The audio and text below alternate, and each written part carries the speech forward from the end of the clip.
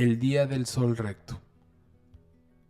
Todos los días del año, el pilar proyecta una sombra en la mañana, al mediodía y en la tarde. Si vemos que la sombra se alarga, significa que el sol se aleja de nuestra tierra. Si se acorta, significa que el sol se está acercando. Cuando la luz del sol cae como plomada y la sombra de la columna desaparece, significa que, en ese instante, el sol está justo sobre la línea ecuatorial. El día del sol recto no fue considerado por nuestros antepasados como un día más del año, pues contiene el momento excepcional de la sombra cero y el momento sagrado cuando el sol nos visita.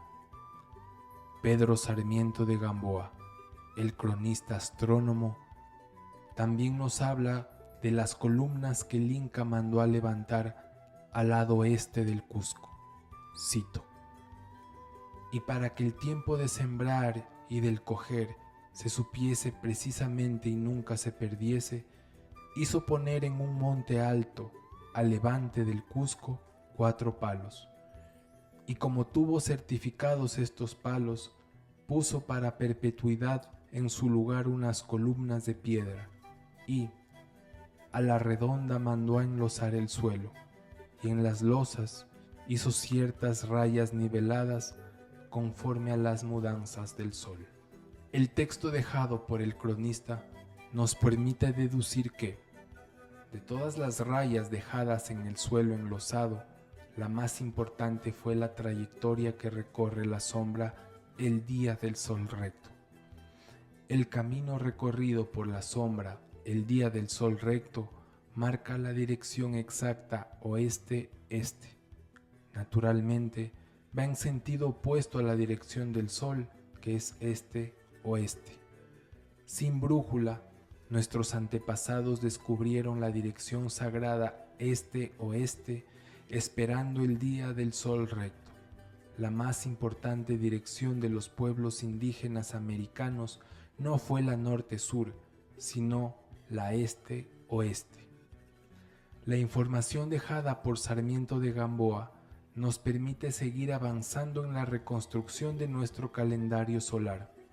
Basándonos en su testimonio, podemos aumentar al pilar un espacio circular de piedra, suelo enlosado, y aquí la raya que debieron trazar el día del sol recto, dirección este-oeste.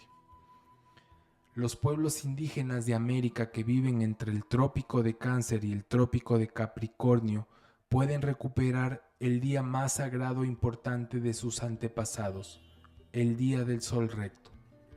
En México, el día del sol recto se producirá alrededor del 17 de mayo y el 25 de julio. En Guatemala, cerca del 29 de abril y el 12 de agosto.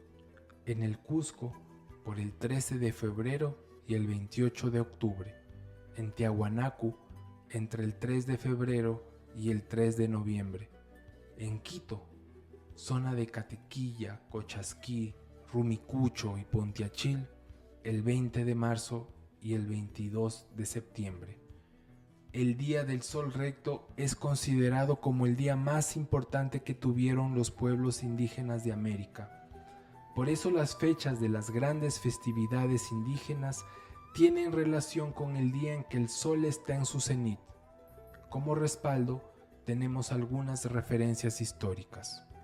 José de Acosta nos dejó un valiosísimo texto relacionado con las celebraciones mexicanas prehispánicas. Cito: en el mes de mayo hacían los mexicanos su principal fiesta de su dios Huitzilopochtli. La antigua ceremonia dedicada a Huitzilopochtli debió realizarse por el 17 de mayo. En Guatemala, la fecha de inicio del milenario calendario maya corresponde al 11 de agosto del año 3113 a.C., fecha que inconfundiblemente arranca un día del sol recto.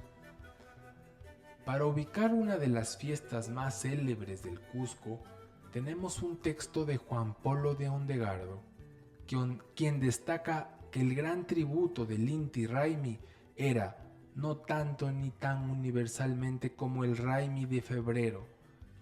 La fecha debió ser por el 13 de febrero, un día de sol recto en el Cusco.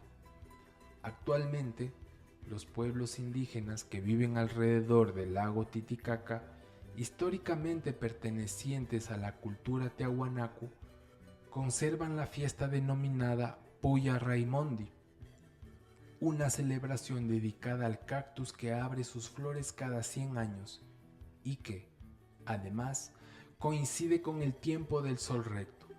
Asimismo, la Diablada, la fecha más importante del calendario de Oruro y que actualmente se celebra entre febrero y marzo, debió iniciarse un día del sol recto. La fecha de mayor significado para los pueblos indígenas del antiguo Ecuador estuvo ubicada en el mes de marzo. Este dato lo confirma el padre Juan de Velasco cuando escribe,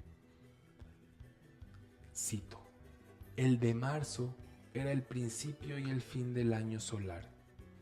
Se comenzaba a contar el año lunar en el Cusco por diciembre, que era el primer mes de los peruanos, y en Quito por marzo, donde comenzaba a un tiempo el año solar con el lunar.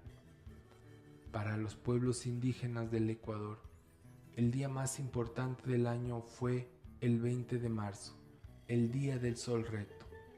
Y eso explica por qué se hicieron y habitaron lugares milenarios como Catequilla, Cochasquí, Rumicucho y Puntiachil, que se ubican en la zona de la ahora llamada línea equinoccial en homenaje a la astronomía europea, enterrando la sabiduría astronómica indígena.